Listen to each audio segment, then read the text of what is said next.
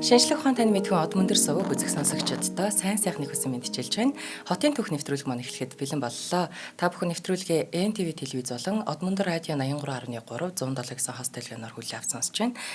Энэ удаагийн нэвтрүүлгийн хамтран ажиллагчаар таны аяллыг бид урлын урайтай Easter Mongolia компани за мөн од мөндрийн алтан гишүүд маань дэмжиж ажиллаж байна. За студид амар санаа Цэнгэл хоёрнаар бэлэн болсон байна. За өнөөдрийн сэдэв бол Африкийн Венец. За өглөөний мэнд хаа. Өдрийн мэнд. Өдрийн мэнд. За. Хоёулаа нөгөө ориг Венец яриад дууссаны дараа сэтгэл хөдлөсөн Венецийн дараа бас нэгэн сэтгэл хөдлөсөн Венец ярина. Гэхдээ энэ хоёр талтай их сонин. Өөр одоо бүтцээр амьдралын хэв маяг, нийгэм журам гэж ярилдэг шүү дээ. Одоо хүмүүс цуг амьдраад ирэхээр юундаа яа дасан зохицож амьдрах гэхэд энэ бүх асуудлаараа их өвөрмөц одоо Нигер улсын Нигерийн нийслэл Лагос хот. За Лагос хот дундаа онцлоод одоо Венец гэж нэрлэгддэг. Африкийн Венец гэж нэрлэгдээд байгаа Макоко гэдэг дүүргийнх нь. Макоко гэдэг одоо хэсгийн тухай ярьж байна. За эхлээд одоо Лагос хотын тухай ярихын тулд анхнаас энэ ямар үүднээс одоо манайхан ярьдаг штэ нэг зан узар өндөргийн зан узар тэдүүд 11 өдөө 12 удаа буураа сэлгэж нүүж байгаа Улаанбаатар хотын шавыг тавьсан гэж ярьдаг шиг.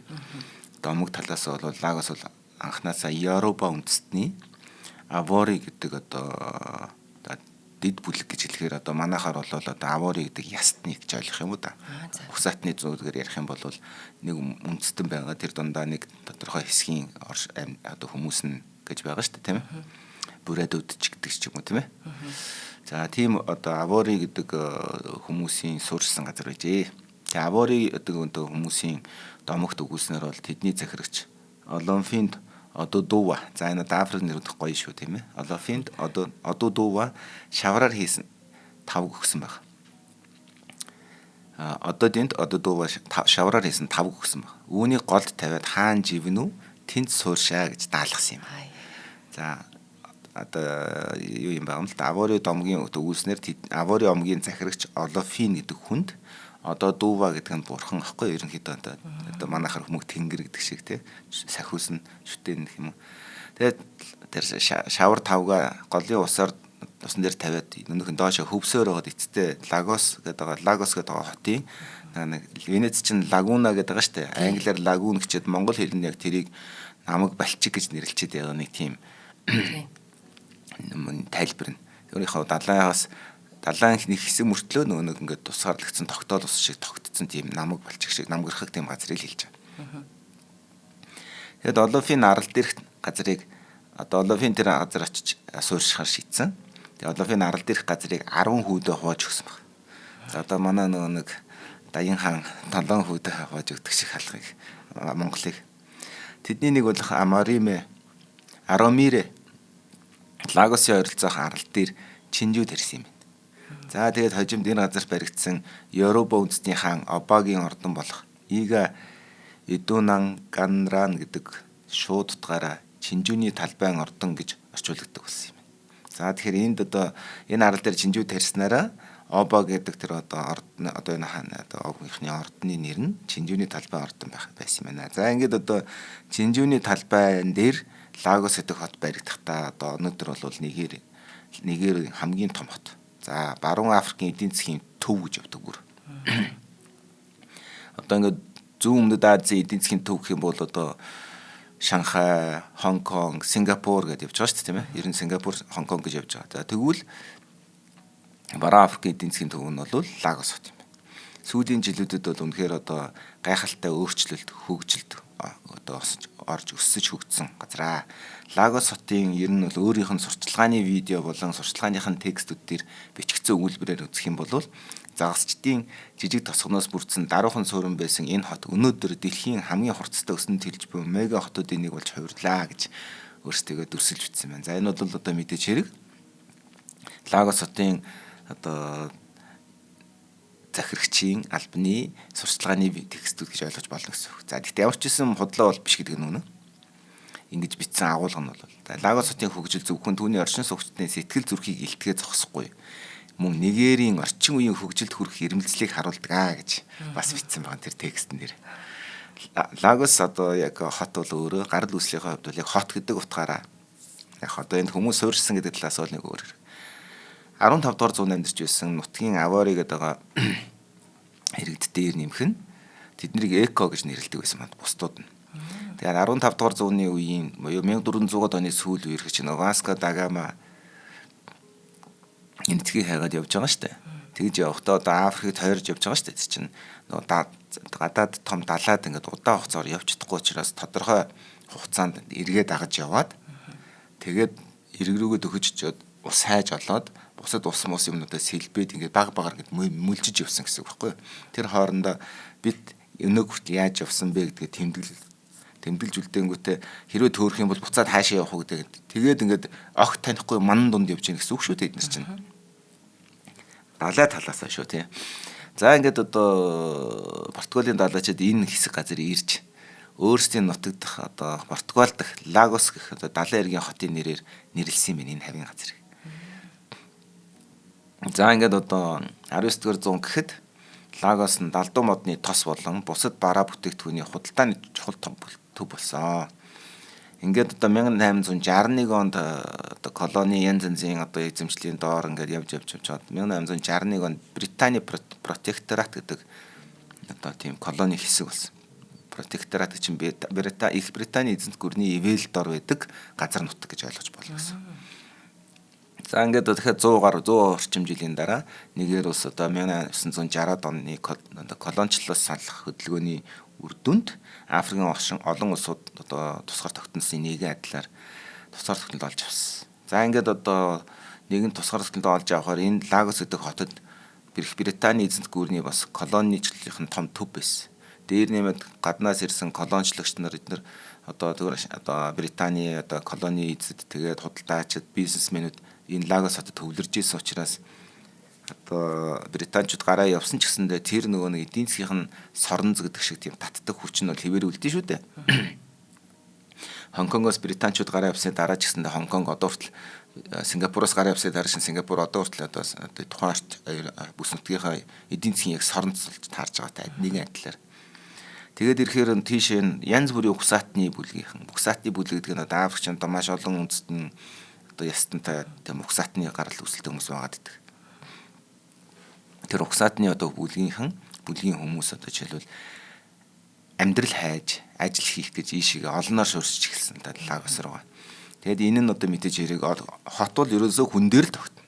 Хот одоо тэгэхээр чи хүний тооны их тусам хот ирчимж нээл гэсэн. Тэгээд шинэ хороодлууд бий болоод дид бүтэц хөгжснөөр Лагос худалдаа бизнесийн томоохон төв болж хувирсан. За ингээд өнөөдөр дахиад сурталчилгааны материалаас нэг өгүүлбэр заавал хэлж өгье. Өнөөдөр дид бүтцийн томоохон төслүүд тухайлбал Лагосын метроны системийн нэг хэсэг болох Цэнгэр шугам нь тус хотын нийтийн тээврийг үндсээр өөрчилж байгаа. Шинэ тээврийн систем зүгээр зорчих боломж нэмэхээс гадна үр ашигтай, байгаль дээлтэй, эдийн засгийн өсөлт чиглэсэн хот төлөлтийн шин шатанд гарч буйг илтгэнэ. Тэгээ би одоо бодоод байгаа энэ монголоор бид нар энэ сурталчилгааны мас бичгтэй ч гэсэндээ ингэж бичиж болд юм бахтай гэж бас бодоод байгаа байхгүй. Тийм цаанаас их бадрангуй байгаа. Сэтгэл хүйцлээ ярьсан. Тэгээд одоо нийтийн тээвртээс иргэцэн одоо олон төслүүд байгаад идэг.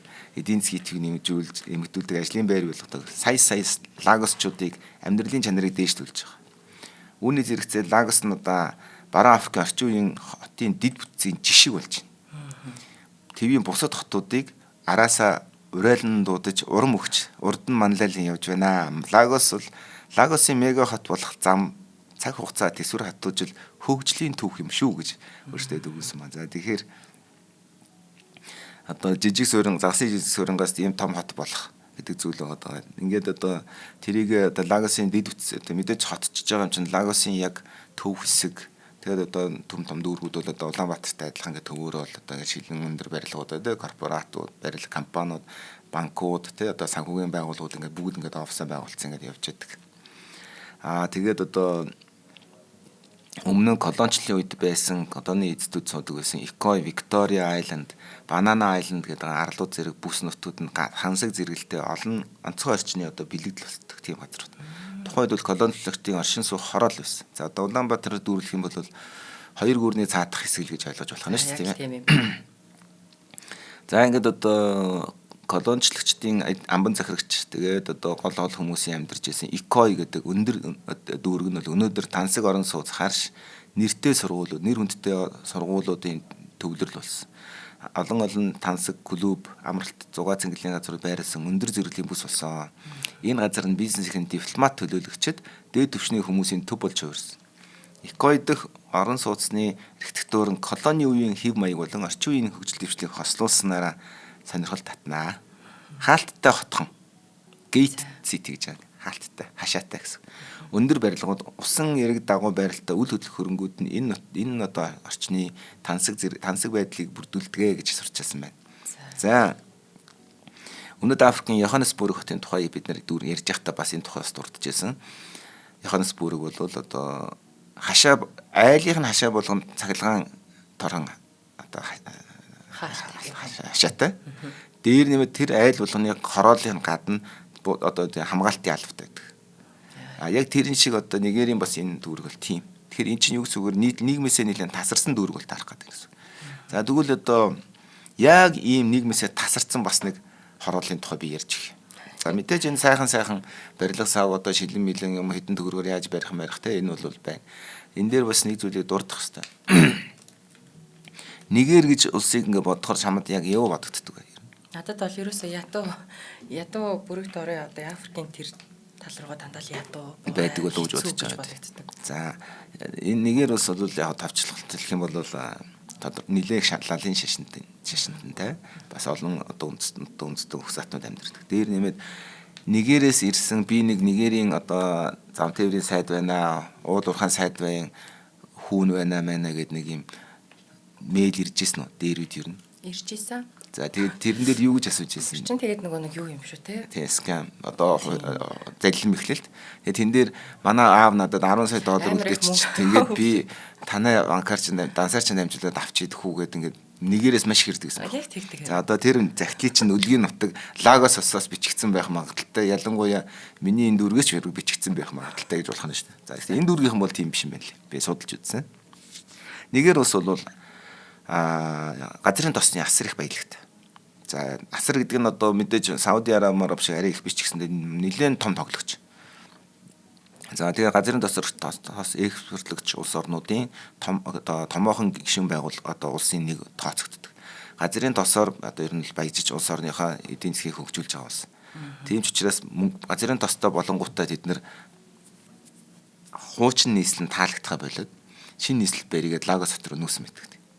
Түүхтэй байхгүй юу. Тэгээд баахан зээл аваад ирээдүйд 20-30 жил олборлох нефтэ төрүүлж нэг зараад тэр мөнгөөр хотоо нүлгсэн нэг тийм зөвхөн түүхүүд. Энийг бол одоо манайхын Бат Эрдэнэ маань бас ярьж өгөх бол сэдвүүдийн нэг болов гэж би зүгээр дотроо тааж байна. Сэдвийг мэдэхгүй болохоор энэ бол одоо ярих л ёстой л түүхэд нэг.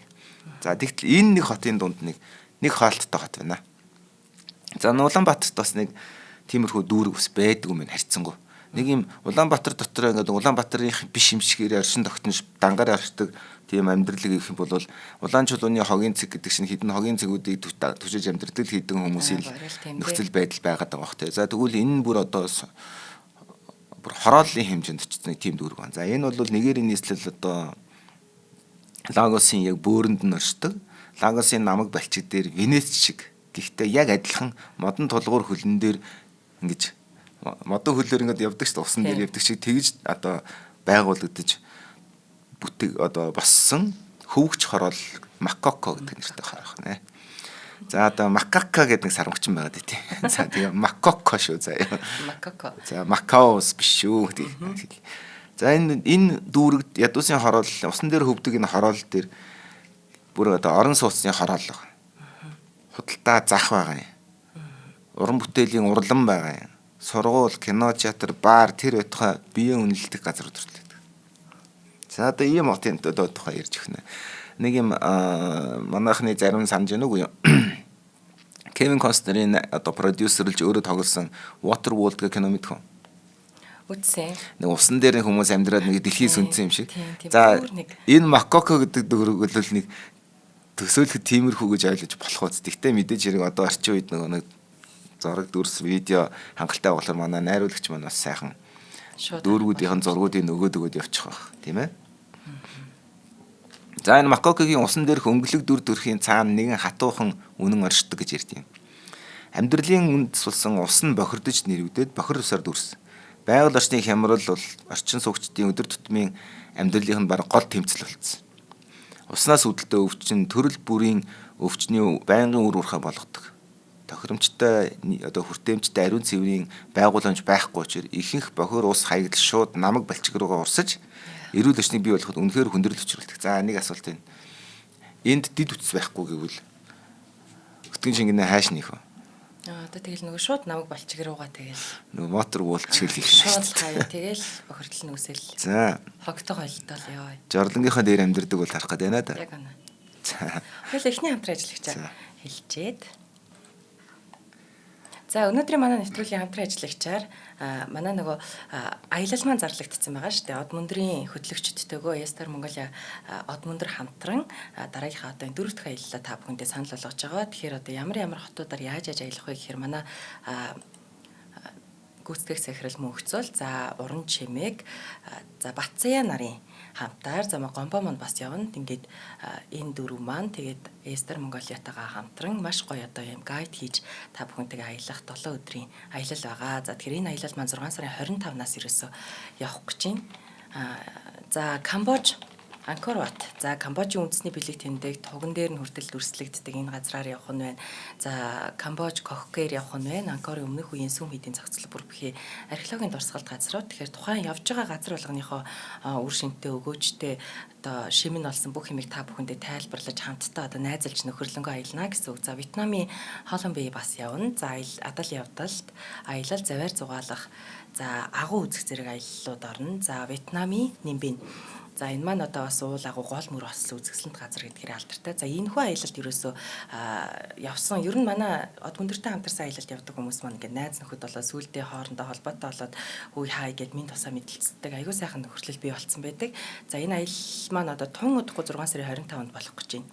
За энэ аялалд явахыг хүсэж байгаа хүмүүс маань за Естер Монголиагийн компани утас болоход энэ 72 тэгтэг 92 тэгтэг рүү лавлаад одоо яаж явах уу яах вэ гэхэл авалчиж болно. За бас одоо лизингээрч аялах боломжуудыг бас эдний зүгээс та бүхэнд бас хэлээд өгөх бах. Тэгэхээр аялал маань тун удахгүй болох гэж байгаа болохоор манайхаа од мөндрөөр гайдлуулад явах аялал та. Яараарэ манайхаа. За энэ аялалд одоо 3 чухал зүйл үүдэг. Адал явдал бол хангалттай байгаа гэж харж байгаа. Анкор Бат одоо тэг Кохкээр бол амхэр гоё. Ер нь бол хүн амьдралынхаа туршид заавал очиж үзэх ёстой газрын нэг би яагаад ийш очиж үзээгүй утсандаа ч гайхдаг.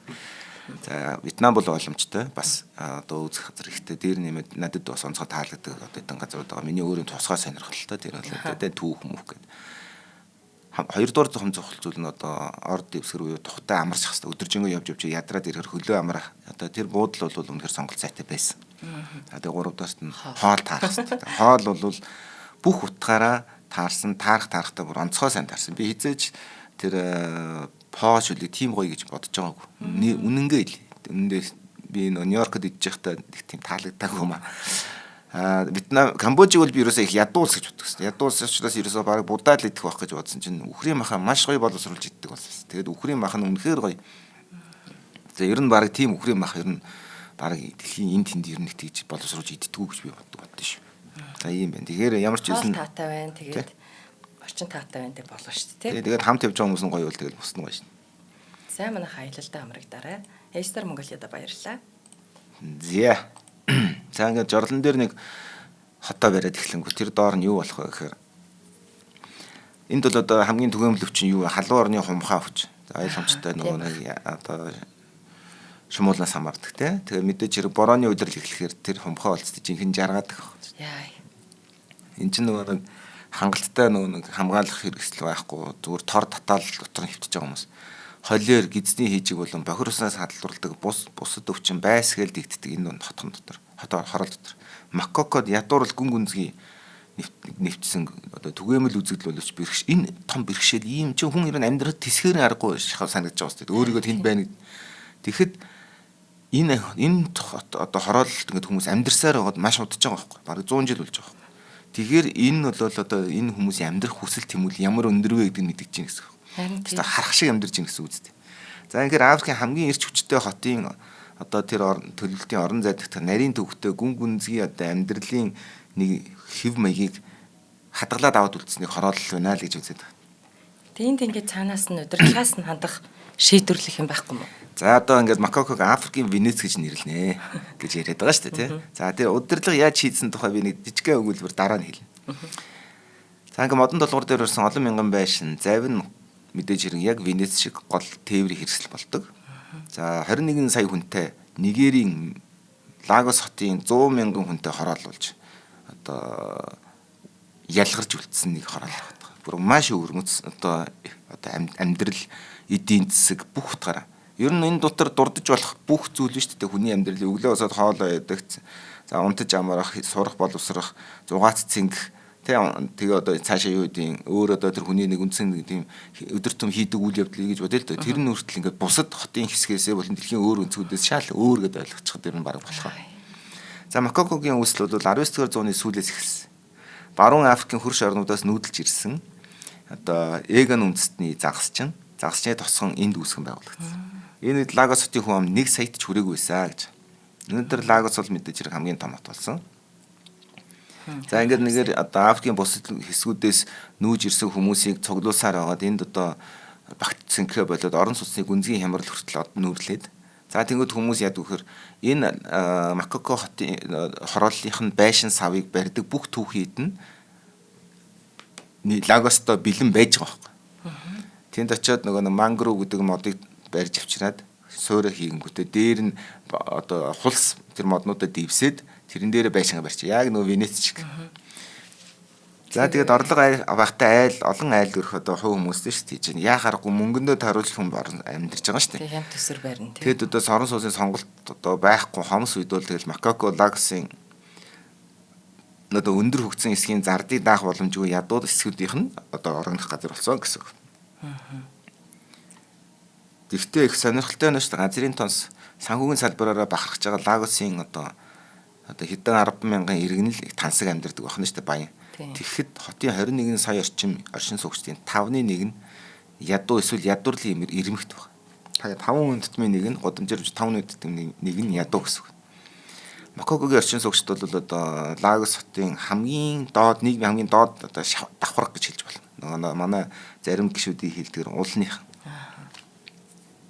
Эдгээр нэг яагаад энд ингэ төвлөрснийг шалтгаан болохоор энэ нэг юм хэсэг газар их загастай газар байсан юм байна л да. Тэгээ загасчдын суурин болоод энэ загсыгаа бариад загас барингуудаа тэр загсаа Лагосын зах дээр зараад тэгээ тэрүүгээр амжиргаа залгуулдаг загасчд байсан л байхгүй. Тэгээ загсаа барих гээд ирэхээр сүлдээ баг загсан дээр баг байшингаас ингэ загсаа барьдаг хүртэл болж эхэлсэн гэсэн үг. Тэгээ тор шидэж барьдаг ихтэй Африк юм бол. За ингээд одоо усандаа ойрхон байрших байрлал нь болохоор мэдээж хэрэг эдийн засгт ойрхон загслахад амар боловч буцаагаад эрсдэл дагуулад. Жишээлбэл одоо бохирдол үерлэхэр үер болно гэсэн үг.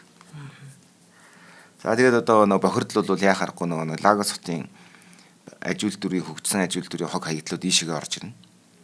Ингээд ирэхээр усан доорх газар нутаг усан доорх одоо хөрөөлөн борчин гэж нэрлэдэг юм. Усны дээрхийг болохоор бид нар ой сайхан хад хангаа гэж явдаг ш. Тэр шиг бас усан доор бас ой хад хангаа шүрэн арал марлыг хүмүүс усан дотор явах их гоё мургамл байдаг чинь гэсэн тийм байгаль гэсэн үг байхгүй. За энэ бол ер нь ингээд одоо бүр яхахгүй одоо баг осож үгүй болж байгаа. Тэгээд усан дээгүүр баригдсан эмзэг бүт зүхий одоо энэ байшингууд нь оршин суугчдын хүндрэлтэй нөхцөлд одоо хэрхэн дас зогтсон байгаа гэдэг харуулдаг гэсэн санаа байна. За ер нь бол хотын хүн амын тоол тодорхой биш.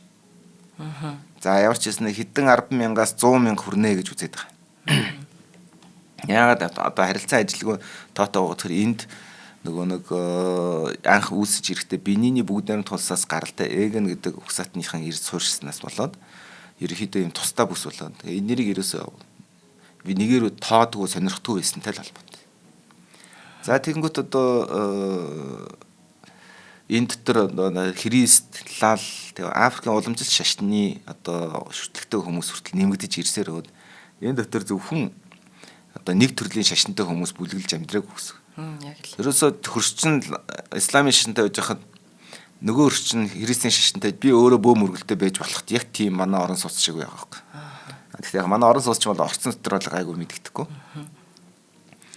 Тэгэхээр энэ одоо юу гэдэг шашин шүтлэг болон үзэл санааны өөр байдлууд тэгсэн мөртлөө тэд нар цуг амьдарч шít. Энээс өөр орших газар байхгүй гэж үзэх юм бол тэд нэр хоорондоо яах вэ? Маш сайн зохицож чиний зовлон би ойлгож, чи миний зовлонг ойлгож тэрнийхээ тэнцвэрээр амьдардаг гэсэн.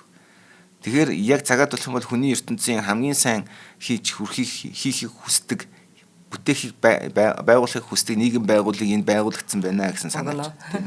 Ер нь гэхдээ макако ч харьцангуй маш тайван хэсэг гэдэг тийм. Энд гэмт хэрэг баг гардаг. Тэр нь тийм учраас эн чинь би нэг хүлцдэг ойлгодог. Дээр нэмээд эн чинь баг хурц болгон одоо камер бүх юм би нэг харж байгаа гэсэн. Дээр нэмээд энийг яг шийддэг одоо хүмүүсийн тухайд жич дахиад хойшоогоо яригдах болно. Тэр одоо яагаад гэмт хэрэгээс сэргийлдэг. Тэгтээ чиний асуудлыг чиний юмыг би ингээд хянаж байхад харж өгж байгаа, чи минийхийг харж өгж байгаа тохиол хамтын хяналт байгаа тохиолдолд гэмт хэрэг гардаг. Амиа бодсон газар гэмт хэрэг хамгийн өндөр гардаг.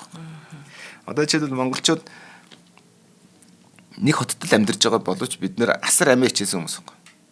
Хамгийн ингэ жишээ нь орсондоо хогоо хайдаг. Гэрээсээ гараад миний гэр биш гэж үздэг. Тэгэхэд эдгээр чинь хорооллоо миний гэр гэж үзэж байгаа байхгүй. Хамгийн наазах нь хотгоноо хүртэл. Одоо тэгээд жишээлбэл юу гэдэг хотынхаа зам дээр жишээлбэл амиа л боддог. Амиа л боддог учраас төгжирдэг. Би гэж таардаг. Тийм яг хүлээцтэй байх, хүлээцгүй байхын хооронд олон том ялгаа бий л дээ. Гэхдээ ер нь бол дээр нэмээд энийг нь одоо зохицуулдаг хүмүүс энд байдаг бол манай хот маш төгс зохицуулдаг бол манай хотын зохицуулдаг зүйл нь одоо тэр гарна үнэхээр баг мухарлцсан гэх юм уу. Тийм шүү. За ингээд Макакогийн одоо эдийн засгийн боломжид одоо ингээд Макакод амьдраад одоо тэндээсээ мөнгө олоод ч юм уу тэндээсээ ажил төрөлд яваад тэгээд Лагос ажиллаад иж бололцоотой учраас энэ тэгээд хүмүүс ихээр одоо хүртэл нэмэгдээл энэ гэсэн. Хүн нэмэгдэхээр яах вэ? Дахиад нэг хөл зоогоо дахиад нэг байшин барих гэсэн ер нь санаал гарч ирнэ л те. Гэхдээ ингээ явах болгондоо тэр чинь тэлэх болгондоо гүнзгийрэг орно шүү дээ. Улмал улмал хүнд болно. Макаког Нигерийн засгийн газар албан ёсоор хүлээн зөвшөөрдөг. Тэгээд албан ёсны газрын зурагт дээр ч тэмдэглэдэг. Энд ийм дүүрэг байдаг гэж. Яаж чадж байна бүхэлдээ. Одоо энэ газар үйлчлэгийг хянах, дид бүтц хөгжүүлэх, олон нийтийн үйлчлэгээ, олон нийтийн халамжийн болон нийтийн үйлчлэгээ зохион байгуулж байгаа нэвтрүүлэх, гамшигын бэлэн байдал, гал усны гашуун зовлон болоход яах вэ? Энийг хангах, доктортой үйлчлийн төсөл гэдэг байгаа шүү дээ. Наазах нь хоолундтай байх, устай байх гэдэг эрүүл мэндийн төслүүд жишээлбэл маш хэцүү энд. Яагаад тэгэхээр нөгөө албан ёсоор хүлээн зөвшөөрдөг учраас энэ төсөл хэрэгжүүлэх гэхээр төвөөсөө юм байдаг шүү дээ. Эсвэл энэ манайх албан ёсны биш, эдгээр угаасаа нүүн зайлна гэж хэлдэг. Тийм учраас энд юм хийгээд хэрэггүй гэж баг одоо санал болгодог гэсэн үг байна. За одоо ингээд одоо энэ хүн амын шигүү байдал нь бол одоо байгалийн бохирдлыг улам нэмэгдүүлэхийн зэрэгцээ одоо эннийхэн доор ингээ бохирдоод ирэхээр нөгөө загсан дээр амьдарч исэн загас ч яах вэ? Загас нь ачгүй. Байхгүй болов уу байх вэ? Алга болно шүү дээ. Төлөө зухтай шүү дээ. Илүү цэвэрхэн өөрсдийнх нь амьдрах дуртай газар л явж шүү дээ. Одоо жишээлбэл Улаанбаатарт бид нар утаад байхад бид нар амьдраад байгаа чинь яг л энэ Макакодыг төстэй л гэсэн үг. Өөр очих газаргүй болчиход байгаа. Зангас бол яваад өгч шүү дээ. Тэгээ зангас чи задгаа тэнгис рүүгээ бүр гүн устай одоо эрүүл хэсэг рүүгээ завтай гарч загас барьдаг гэсэн. За ингээд хүн амын нэмэгдэхээр өөрийн засаг захиргаатай болсон Макако өөрсдөө гэсэн. Бие даасан. Албан ёсны одоо засаг захиргааны одоо тэр засаг захиргаа нь бол ерөөсөө тэр Нигерийн засаг захиргаатай Лагос хотын өдөртлөн өдөртөө ямар ч хамаагүй байхгүй. За ингэж хөгжснөөрөө эргээд нөгөө Макакогийн өөрийн онцгой тэр соёл гэж байгаа шүү дээ. Хоорондын харилцааны дүрм, журам одоо хүн алуул яахын, хулгай үйл яахын ч юм уу ийм дүрм журмуудыг шийддэг арга нь хүртэл төвөөсөө өөр болж эхэлсэн гэсэн. Гэтэ энийг нөгөө Лагос болон Нигер улсынхан юу гэж хардаг вэ? Манай хотын нүүрэн дээр тавьсан сорив гэж нүдэнд орсон хог, шүдэнд орсон мах шиг хардаг гэсэн үг байна шүү дээ. За ингээд энийг ерөнхийдөө хэд хэдэн удаа эднийг ерөөсөн зайлуулъя гэж устгахыг шийдсэн. Хамгийн ноцтой мөргөлдөө 2012 онд болсон. Ингээд Лагос хотын засаг захиргаа Макакогийн оршин суугчдыг 72 цагийн дотор нүүх мэдэгдэл өгсөн байна. За ингээд 72 цагийн дотор нүү бид үгүй бол бид наад чинь газартай тэгшлэн гэдэг мэдэгдэл өгсөн байна. За дараагийн хамтран ажиллагчаа аялаад ордоо. Тэгээд яг энэ халуун сэдвээр нь орноо. За дараагийн хамтран ажиллагчаар манай Од мөндрийн алтан гишүүд маань гишүүдэд ордээ. За алтан гишүүд гэж юу юм бэ гэхээр бид одоо уран бүтээлийн 1 жилийн хугацаанд буюу одоо 2025 оны 7 сарын 1-ээс 2026 оны 8 сарын 1-ийн 7 сарын 1 хүртэл одоо энэ жилийн хугацаанд шинжлэх ухаан танин мэдэхүйн одоо 1000 нэвтрүүлгийг та бүхэндээ хүргэн гэсэн зорилттой ажилладаг. За тэрийгээж биелүүлж ажилладаг. Тэгэхээр энэ нэвтрүүлгүүдийг хийхэд энэ арын алба маш олон ажиллаж байгаа энэ үед одоо алтан гишүүдийн маань тус тийм бидэнд дандаа маш их хандив тус болдгоо. Тэгэхээр та яах вэ гэхээр яаж алтан гишүүн болох вэ гэхээр биднийг дэмжиж 100,000 төгрөгийг та нэг жилд нэг удаа манай од мөндрийн дансанд хийснээр та алтан гишүүд гэсэн хаалттай группт орох юм. За тэгээд тэр хаалттай группт орохороо та YouTube-д орохоос өмнө нэвтрүүлгүүдийн бэлтгэл ажил одоо бүх юмыг үзээд одоо бидний одоо бодит байдлыг шууд хараад явдаг. За тэгээд нэвтрүүлгээ хүлээх шаардлагагүйгээр та өдөрт маш олон нэвтрүүлгүүдийг нэг дор үзэж болдог. За тэгээд манай од мөндрөөс зохион байгуулж байгаа янз бүрийн ивентүүдэд бас ингээд хүн төлбөргүй ямар нэг нөхцөл байдлаар ингээд айгүй гой ивентүүдэд оролцсон. Дээрээс нь ингрийн тэмдгээ зүүн од мөндөр гэсэн. За энэ мэтэр олон давуу талууд бий болдог. Тэгээ жилдээ ерөөсөө нэг нэвтрүүлгийг бид нэр 100 төгрөгөөр үнэлж хандив авч ийн гэсэн үг байгаамаа. Тэгэхээр та бүхэн маань алтан гишүүн болохыг хүсэх юм бол Худалдаа хөгжлийн банкны 419 104 518 гэсэн од мөндөр таны мэдхүйн сувг гэсэн одоо данс эзэмшигчтэй данс руу 100,000 төгрөгийг гүйлгээний утган дээр өөрийнхөө Facebook нэр болон утасны дугаараа бичиж оруулснаар манай менежер тантай холбогдоод таныг одоо хаалттай группт оруулах юм аа. За ингээд алтан гишүүдтэй үргэлж хамт байдагт нь баярлалдаг шүү. За алтан гишүүд маань одоо энэ жил бол нэлээд олон оногоотой явдал паян маянгуудыг маань харсан байх те одоо нэвтрүүлэг сонсож байгаад биш ярьж байгаад онцсон үйл явдалж байгаа. Маратхийн Ганууш хоёрын баатлуудыг төгсгөлгүй баатлыг харсан байх. Жатгын харсан байх те. Тэгэхээр энэ миний ингээд бодит дээр нэг цаг тухайд нь харна гэдэг чинь өөрөө бас их гоё л доо. Өчигдөр би бас нөгөө нэвтрүүлгийн өмнөх лайв үзчихсэн чинь Ипат хоёроос гоё ярьж байна. Йоо ившээгэрэй гэж хэлээд цэнгэлгээл Ипат гэж наад чи хэд ившээг гэж 50 60 ившээ гэж хэлээ. Бүр үнэн дураараа те. 6 7 ившээ. Тийм үү. Юу вэ 50 ившээсэн штэ. 50 60 гэж хэлээ. Сая 50 ившээжүүд ирсэн чинь нойр өрөөс гоо те. Тэгсэн чи хэн тэгж чи цэнгэл тэгж хэлээ. Үнэн гоё ярьж байгаа. Нөгөө нэг насны ахихаар анчдын нөгөө нэг ангийнхан хэмжээний том болдог гэж болох. За алтан гишүүдтэй баярлалдаг шүү. Алтан гишүүд болохыг хүсвэл дансаа дахиад нэглэж 419 104 518 гэсэн од мөндөр таны мэдхүйн сувг данс руу 100,000 төгрөг хийгээд алтан гишүүн болоорой манайхаа. За ингээд одоо 2012 онд газраас ингэснээс арчнаа гэдэг 3 хоногийн даалгавар өгсөн. Одоо толгойн шаардах гэсэн. Одоо газарт орох бичих гэсэн үг байхгүй eviction гэдэг чинь. Тэгэхээр энэ үйлдэлээ болохоор одоо Лагос хотыг мега хот болгон хөгжүүлэх төслүүдэд зориулан эргийн дагуух газрыг чөлөөлөх шаардлагатай гэсэн тайлбарт байгаа. За ингээд зөвхөн цагдаас цэргийн хүчээр ирж оршин суугчид нүүлгэн шилжүүлж байшингад нураач эхэлсэн. Макокогийн ард иргэд оршин суугчид эсэргүүцэн тэмцэж энэ үеэр нэг хорооллынх нь нэгэн удирдагч Тимоти Хумпоянва цагдаа нарт буудулж амарс. Ингээд одоо энээс болоод нүүдгэн шилжүүлэх ажиллагаа зогссон түр хугацаанд. Тэгээ энээс хойш одоо хүртэл ингээд одоо юу яаж байгаа хүлээлтийн байдалтай байж байгаа. 30,000 орон гэргүй болж хүний эрхийн зөрчил гэж дотоод гадаадад ноцтой зөрчил гэж үзэн дотоод гадаадаас их шүүмжил эсэргүүцэлт агуулсан. Тийм учраас өнөөдөр одоо ийм одоо үндснээс болоод өнөө хүртэл одоо Макокогийн иргэд хизээ нэгэн цагт биднийг ингээд зайлуулна гэсэн айцтайгаар амьдардаг гэсэн үг. Ийм ч учраас тэд нэр төр засагт биднийг арчин зайлуулах сонирхолтой төр засаг биднийг дэмжинэ гэж байхгүй гэсэн учраас төрөөсөө ямар нэгэн зүйл гордож хүлээж халамж нэвтэж одоо юу тийм нэ тэгж хүсэл байхгүй юм шүү тэрсэн. Жишээлбэл одоо хорооноос яагаад өгвөл гэрээ солиндоо гэдэг шиг хүн ярихгүй л гэсэн үг байхгүй. За энэ дотор жишээлбэл одоо Макокод хэдэн энэний үйл явдлаас хэдэн жилийн дараа Макоко дүүрэгт нэлээд томоохон гал гарсан. Нэлээд том олон байшин шатаж нэлээд том охирол учирсан. Тэгтээ оршин суугчид үүнийг засгийн газрын зүгээс хийсэн хорлон сүйтгэх ажиллагаа байх гэж боддог гэж байгаа. Тийм хэмжээнд одоо бодолтой байдаг. Байшингууд модоор баригдсан хоорондоо их ойрхон байсан тул галын аюулгүй их байсан гэсэн санаа. За одоо байдаг шүү дээ. Энэ үеийн одоо хот бол ерөнхийдөө яг энэ ургадаг мод нь болохоор мангров гэдэг нэртэй одоо халуун орны мод юм байна. Яг энэ одоо ойд нь ургадаг. Энэ мод нь усанд нэг илжирэх одоо ялзрахтай өмхөрхөөс өмхөрж унахаас илүү одоо бат бих төсвөртэй байдаг тийм төрлийн мод учраас энэ одоо лагуны шигүүн шавртуудад шигтгэж Венец шиг барихад бол их том таатай материал бол таарсан бол таарч байгаа гэсэн үг тийм. Гэсэн өөр одоо манайх чичүүд бол ингээд ойдноос шишээ тэгээд хэдүүл амьдрах юм бол 3 жилийн дараахад байж таан ороод ирнэ шүү дээ. Тийм өхрөл 10 жилийн дараахад байхгүй идэгдээд байхгүй болж байна. Энд гэхдээ Венец шиг нэг шигүү модоо бол тавиагүй тий. Венец ч юм бол ингээд зай зас руу шигтэж байгаа дээрээс нь ингээд юм тавьж байгаа шүү дээ. Одоо чулуун давхраг махрууд. Энд чинь бол нөгөө зүгээр агаар дээр ингээд хөлттэй юм шиг дахиа шиг нэг бабаягийн байшин шиг тийм. За одоо ингээд ер нь бол асуудлын гол нь яагаад энэ гэхээр хамгийн хямд үнэтэй гарын доор байгаа бэлэн материал. Ингээл ерөөсөө ийм эдгээр ч угаасаа хамгийн хямдаар орж тогтож байгаа хүмүүс учраас энэ нэг тэр тухайн үед нь яг барилгын материалнууд эднэрийн шийдэл болчихж байгаа гэсэн. За ингээд нэг юм сургууль байгуулахдаа нэг хуванцар сав ашиглаад гэдэг бас л бүр өмнө нь хямд төсрөөр л үздэг. Тийм гэхдээ яг тэрэн дээр бол архитекторууд орж ирж барилгын инженерүүд нэлээ архитектурын оролцоотойгоор хийсэн зүйл байгаа.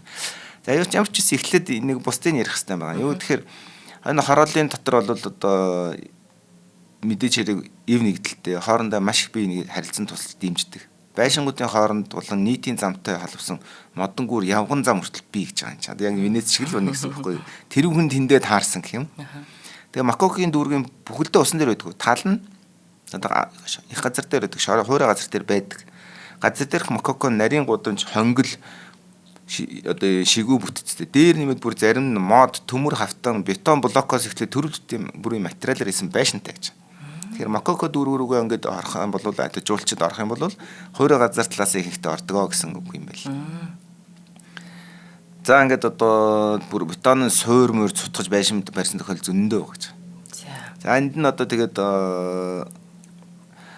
байшин барихтаа нөгөө нэг эхэндээ мод чулуу байж байгаа сүүлдээ бетон болоо тэгээд одоо бүр хуванцар ашигладаг. Яг тэр хуванцар нөгөө нэг юу хувиралд ордог. Илэгдэлд ордгоо хамгийн сайн материал учраас хуванцраар ингээд байшингийнхаа тодорхой сүдийг барьж эхэлсэн гэсэн үг таарч гэсэн.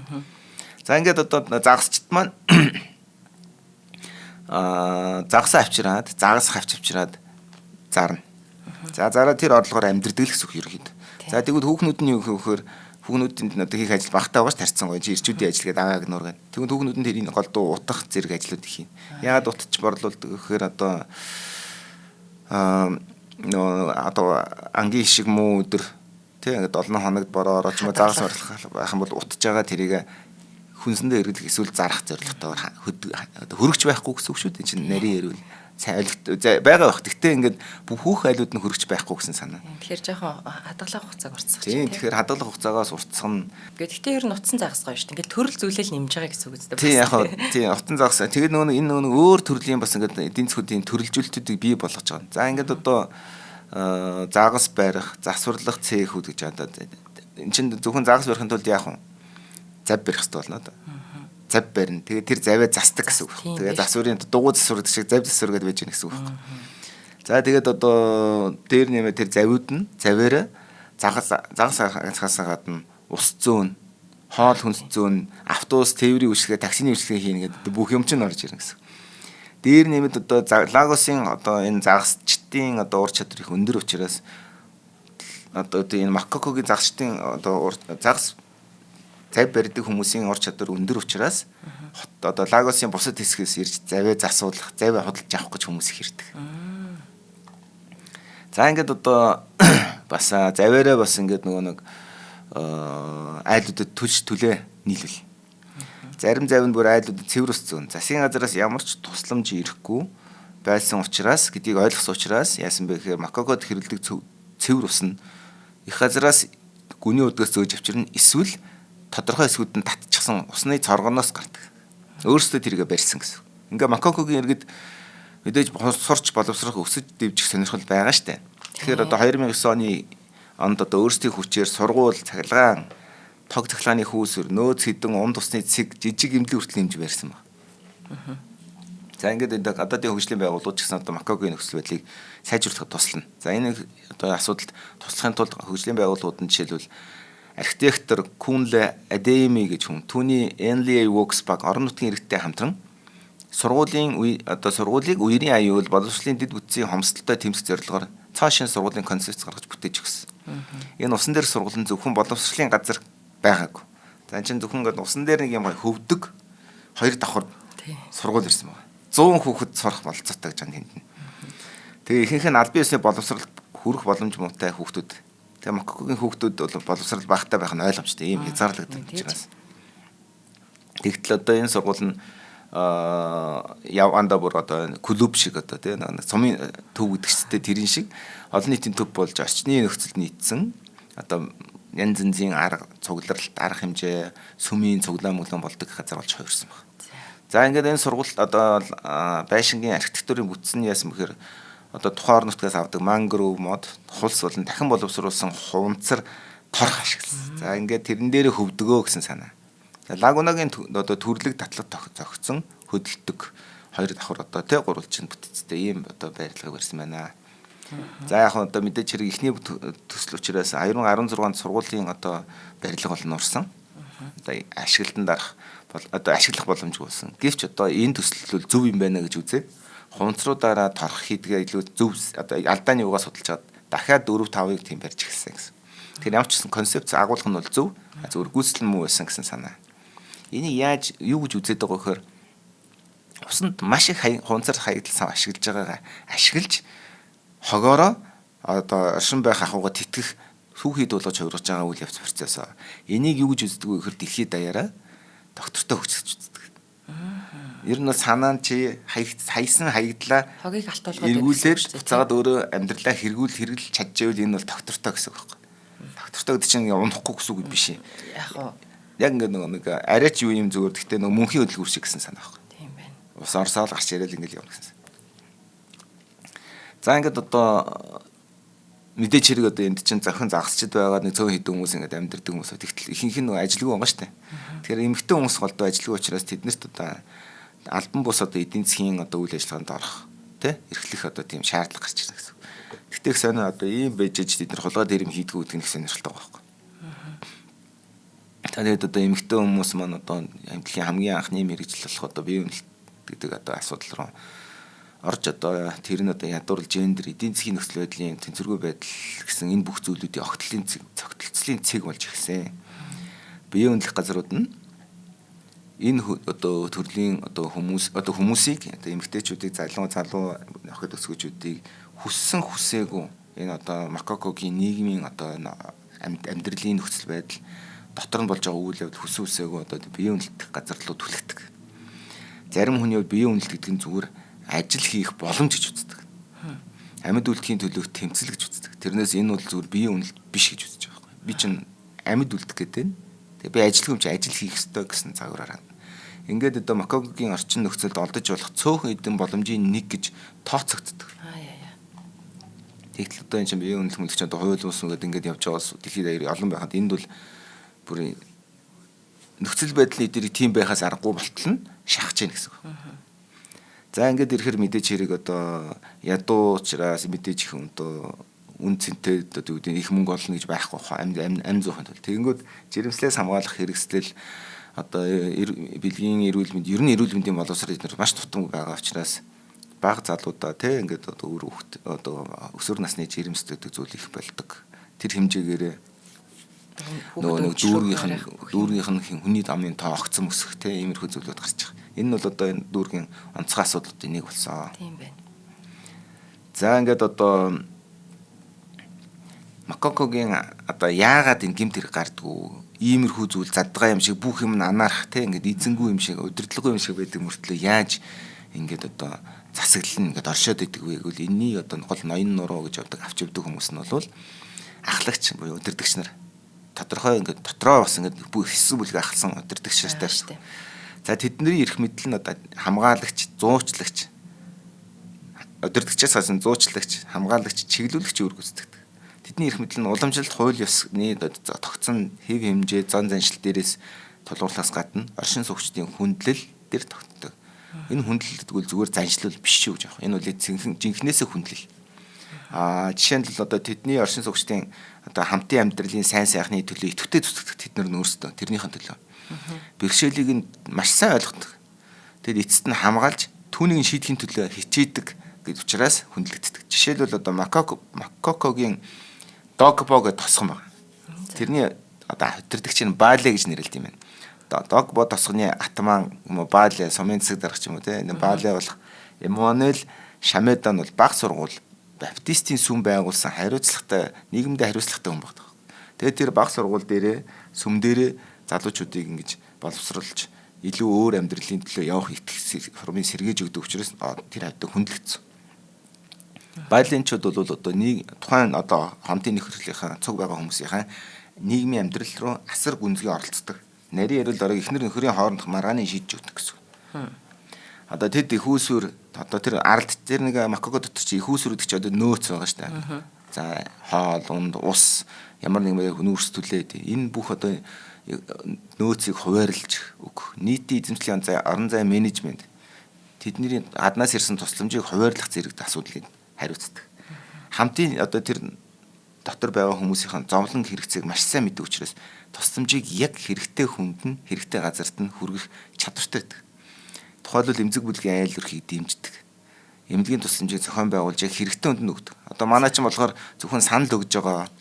Манай намыг дэмжсэн хүмүүсийг халамжилж байгаа штэ. Тийм учраас хүмүүс хүсэн үсээгөө халамжийн нийгэмд зүтгэд идэг. Уул нь бол ийм хүмүүсээр бид нэр төлөөлөх хэрэгтэй байсан байхгүй. Тэр байтугай одоо орчин тойрноо одоо сайжруулахын тулд ариун цэвэрлэгийн ажил хэрэглэх хийдэг те. Одоо байлаачуудын бас том ажил нь бол энэ хүмүүсийн дотор болж байгаа зөрчлийг зохицуулах асуудал.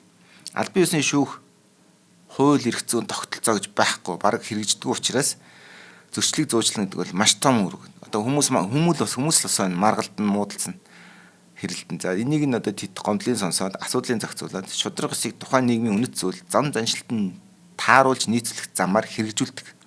Тийм орон зай үүсэх боломжийг олгодог. За одоо ийм өдөрдөгчдийн ач тусаар гэмт хэрэг гэдэг зүйл маш ховор. Гэмт хэрэг үйлдсэн хүмүүст маш хацуу хариуцлага тооцдог. Жишээлбэл хулгай хийсэн хүнийг завин дээр суулгаад бүх тосгоноор нь тойруулж энэ хүн хулгайч гэж сурталчилж танилдаг. За үүний дараа одоо түүнийг тосгоноос хөөдөг.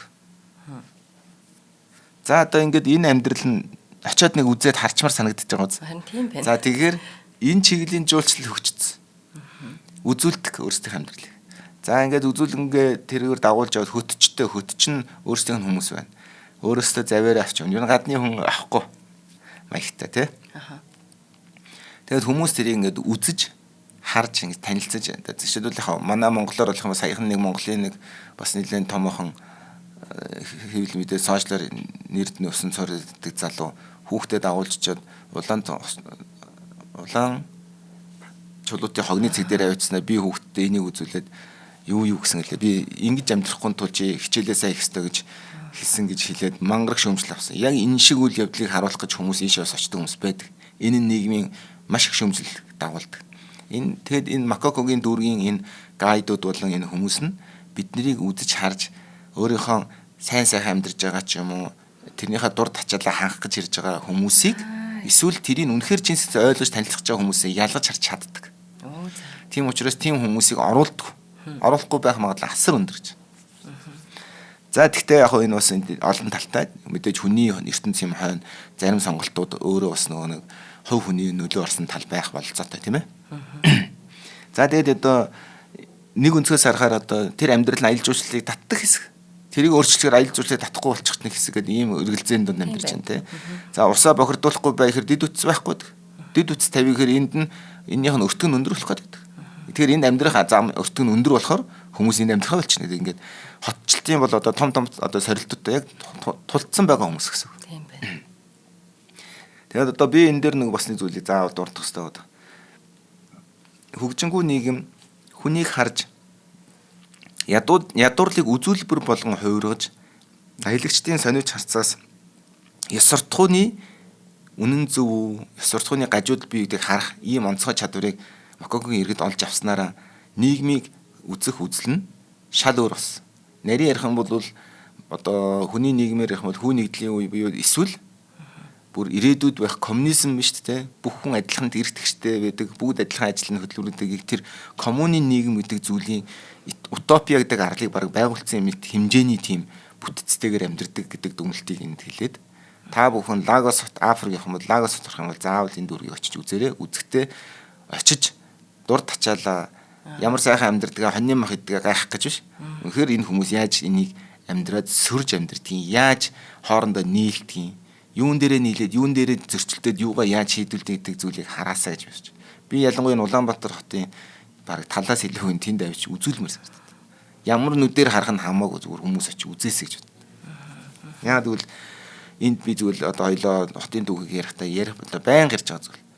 Тэнд нэг хүн дарга байгаа шийддэг. Энд нэг хэсэг хүн тусдаа одоо үеийн гоё газар амьдраад асуудал шийддэг.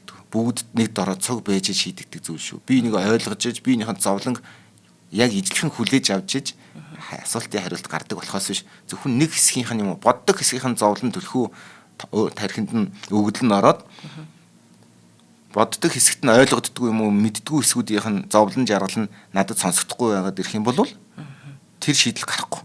Тэр шийдэл гарахгүй учраас би за яг одоогийн одоо нийгмийн нийслэлийн засаг дарга маргыг бол шүүмжилж чадахгүй шууд хэлчихэ. Энэ бол одоо болж байгаа процесс. Бидний бүтээл байхгүй. Тэр хүнийг ингээ хараад ирэж байгаа хүмүүсийг би харахаар инээд төрөд байт. Өөрөөсөө бүтээчээ тэр хүнээ шолоод байдаг. Цагаад л өөрийгөө шолж байгаа шүү дээ.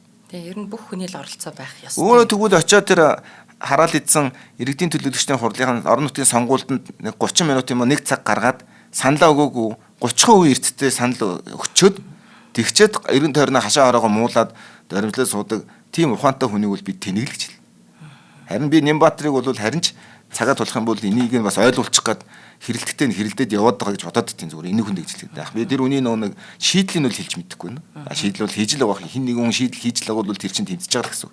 Тэгтээ зүгээр нэг юм аягуулсан хатуу ойлгочмаар.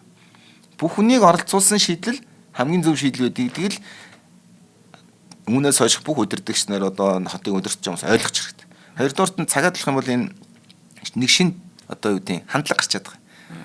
Яг хөө тэр яаж ярддаг өнцөг хоолойных нь тоон ямар ах нь хамаагүй. Гэхдээ ямар ч гэсэн ингэдэг нэг юм яваад дундаа ороод ажиллаад идэх хүмүүс чинь үр дүн гаргадаг шүү. Өрөөндөө суугаад тамга дараад гар үсэг зураад газар зараад идэх хүмүүс бол тийм хийдгүй шүү. Тэгэл аюу сойлоо. Тэгээ дээр нэмээд өнөөдрийн Улаанбаатар хотын бүх асуудал бол бидний сүүлийн 30 дэл нэг ч хүнийг одоо үгүй хасахгүйгээр хамтдаа бүтээсэн зовлон шүү. Би ч оролцож байгаа гэсэн үг. Тийг заавал хэлэх хэрэгтэй. За баярлалаа. Мококогийн иргэн би оролцсон гэдэг. За нэрээ сурвштай мэдвэжтэй юм зөндөө ах юм аа. Мококогийн иргэд бол ерөөсөө нөгөө бидний огт санаа зовдгүй юмд тэр амьдрах тухайд маш олон зүйл дээр толгоогоо илүү их ажиллуулж, илүү хичээж, илүү юм нэгдэлтэй байж өнөөдрийн амьдралаа бий болгож байна. Амандаг юм аа. Тэгээ одоо анхаараасай гэдэг шиг эднэрт маань. За шинжлэх ухаан танин мэдхүү Одмон дээр суваг үзэг сонсогчдод хотын түүх нэвтрүүлгийн хүргэлээ. Та бүхэн нэвтрүүлгийн NTV телевиз болон Одмон дээр радио 83.3 107 гэсэн хос толгойноор хүлээн авч сонслоо. Өнөөдрийн нэвтрүүлгийн хамтран ажиллагчаар таны аяллыг бид урлын урайтай Эстер Монголи компани зам Одмон дээр алтан гишүүд манд дэмжиж ажиллалаа. Студид амар санаад Сэнгэл баярнаар байлаа. Тэгээ дараагийн хотоор уулзлаа. Түр баяртай. За баярлалаа. Баярлалаа. Нэвтрүүлгийг хүлээн авсан Нарны аймгийн монголчуудтай баярлалаа. Одмон дээр сувг нь энэ мэдчлэн таны мэдхүү мянган нэвтрүүлгийг 2026 оны 7 сарын 1 хүртэл та бүхэндээ хүргэх юм. Их хэлээрээ шинжлэх ухаан танин мэдхүүг түгээхийн үлсэд нэгтгэх хүсвэл та бидэнд хандив өгөх боломжтой. Та нэг нэвтрүүлгийг 100 төгрөгөөр буюу 1000 нэвтрүүлгийг 100 мянган төгрөгөөр үнэлээд биднийг дэмжээрэй. Жилдээ ганцхан удаа 100 мянган төгрөгөөр биднийг дэмжснээр шинжлэх ухаан танин мэдхүйг түгээх энэ үйл хэрэг амжилттай үргэлжлэх юм. Одмон дээр нэр дээрх Худалдаа хөгжлийн банкны данс байгаа 4191 Тэг 4 518. Та 100 мянган төгрөгөөр шилжүүлэхдээ гүйлгээний утга дээр нь өөрийн нэр болон утасны дугаараа заавал бичээрэй. 100 мянган төгрөг хандалснаар Одмон дээр сувгийн алтан гишүүн болох юм а. Шинжлэх ухаан танин мэдхгүй Монголд ялах болтугай.